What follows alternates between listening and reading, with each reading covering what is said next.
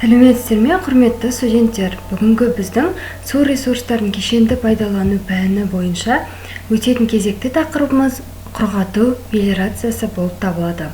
Бүгінгі біздің сабағымыздың мақсаты құрғату мелиорациясының ұғымын, ерекшеліктерін және де қоршаған ортаға осы мелиорацияның түрінің тигізетін әсері жайлы ақпарат беру болып табылады. Күтілетін нәтиже: студенттер құрғату мелиорациясының оның маңызын, ерекшеліктерін және де жалпы табиғаттағы алатын орны мен өзінің тигізетін пайдасы жайлы толық ақпарат ала алады. Жоспар: осы құрғату мелиорациясының су шаруашылық кешені құрастырушысы ретіндегі құрғату мелиорациясының ерекшелігі мен қоршаған ортаға тигізетін әсері. Екіншіден, құрғату мелиорациясының сапасына қойылатын талаптар, құрғату жүйелерінің ерекшеліктері. Үшінші, құрғату мелиорациясын іске асыру көздеріндегі су шаруашылық мәселелерін кешенді шешу үшін жасалатын шаралар болып табылады. СШК құрастырушысы ретінде құрғату мелиорациясының ерекшеліктері мен қоршаған ортаға тигізетін әсері. Жалпы құрғату дегеніміз судың, адамның шаруашылық әрекетіне келтіретін қолайсыз жағдайларын жою, я болмаса алдын ала бағыттарына арналған кешенді шаралардың жиынтығы болып табылады. Құрғату мелиорациясы мелиорацияның үлкен бір тобына жатады. Жаңа жерлерді игеруге, олардың құнарлылықтарын арттыруға мүмкіншілік береді. Тағы да сонымен қатар шымтезекті алу, қазба байлықтарын игеру, орман шаруашылығы, елді мекендер мен өнеркәсіп кешендерін жер асты суларының көтерілуінен қорғау және тағы да басқа шаралар үшін қолданылады. Әрбір құрғатылған гектар мелиорацияланбаған жерлерге қарағанда өнімді 1,5 есе, ал суару мелиорациясы 1,8 есе артық береді. Біз бұны қалай түсінеміз? Жалпы көбінесе құрғату мелиорациясынан гөрі барлығымызға белгілі суару мелиорациясынан суарған кезде өнім мол болады. Оның бірден бір себебі кез келген өнімге бізге су қажет. Ал құрғату мелиорациясы көп жағдайда шылқып кеткен, суы өте көп және де жаңбыр өте көп болған аймақтарда тек қана суды әкету үшін жүргізіледі. Яғни суару мелиорациясының маңызы құрғату мелиорациясына қарағанда жоғарырақ дегенді түсіне аламыз. Құрғату жүйелерінің әсері құрғатылған жерлердің 65% жеріне таралады екен. Мысалы, бұрынғы КСРО бойынша 14,4 миллион гектар жер құрғатылған болса, онда қосымша 9,4 миллион гектар тарта жерлер құрғатылу жүйелеріне әсерінде болады екен.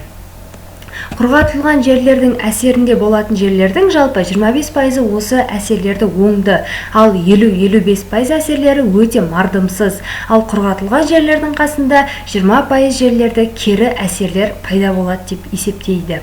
Бұл мәліметтерді құрғатылған жерлердің әсерінде болатын барлық жерлерге тарататын болсақ, онда 2,3 миллион гектар жерлерді оңды әсерлер, ал 1,9 миллион жерлерді керісінше теріс әсерлер болады. Яғни құрғату мелиорациясының да тигізетін зияны бар екен. Яғни жерді өте қатты құрғатып, өнімнің аз болуына себепші болады.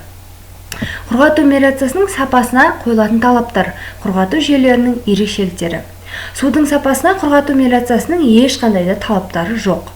Себебі құрғату мелиорациясы су көздеріне мүлдем ешқандай әсер тигізбейді. Яғни су көздерінің мөлшерін алмайды, азайтпайды. Керісінше оларға артық суларды беруі мүмкін. Яғни егіс алқабының суларын, артық суларды су көзіне бермесе алмайды дегенді білдіреді. Сондықтан судың сапасына ешқандай талабы тигізетін пайдасы немесе зияны жоқ. Керісінше ол су көздерінің сапасын өзгертеді. Егер де олар су қабылдағыштардың қызметін атқаратын болса, сапасын керісінше жақсартады. Құрғату мелиорациясының іске асыру көздерінде су шаруашылық мәселелеріне кешенді шешу үшін. Бірінші, құрғатылған жерлерден келетін ағуларды реттей алатын жүйелерді жасауымыз керек. Бұл үшін біз құрғату каналында вегетациялық қуаңды кезеңдерде қашыртқы суларын тоқтата алатын құрылымдар бар болуы керек. Кейбір кезеңдерде құрғату жүйелерін жер, топыраққа су беру үшін қолданады. Екінші, жергілікті су қорларын біз тиімді пайдалану үшін қашыртқы және де жергілікті жер суларын, су қоймалары ең тоғандарда жинап, оларды ылғалдандыру, сумен қамтамасыз ету, балық өсіру, денсаулық сақтау мен демалуға пайдалану болып табылады. Жалғастырайық. Жайылма жерлерін мелиорацияланған кезде су қабылдағыштарды реттеу, өзен алабының жалпы суларының төмендеуі, кейбір жерлерде құрғатылып кету мүмкіншіліктерін есепке ала отырып, аса мұқият жүргізген дұрыс. Және де соңғысы, құрғатылған жерлердің өнімділігін 1,5-2% есе өсіретін және де суару суларының тиімділігін көтеретін, су қоректену мен жылу әлпілерін реттейтін кешенді мелиоративтік жүйелерді жасаған жөн. Және де қоршаған ортаның ластанбау үшін қашыртқы суларын құрғатылған жерлерді суару үшін айналымы пайдалануды жүзеге асыру керек. Құрғатылған жерлерге жақын орналасқан жерлерді теріс әсерлерден әлсіретіп отыру керек. Яғни оны қалай түсінеміз? Құрғатылған жүйелерге жақын орналасқан дегеніміз, мысалы, белгілі бір жерде құрғататын болсақ, оған жақын орналасқан әртүрлі аймақтарды біз теріс әсер тиюіне сақтауымыз керек. Одан соң, құрғатылған жерлердегі су қоймалары мен көлдерді балық өсіру мақсатына пайдалану. Яғни, су қоймаларды, көлдер ол құрғатылған жерде міндетті түрде суды әртүрлі құрылғылардың көмегімен алып кететін болса, олар бос, ешқандай қызметсіз, ешқандай су сақтамай қалмау керек. Яғни міндетті түрде оны біз өзіміздің пайдамызға жаратуымыз керек дегенді білдіреді.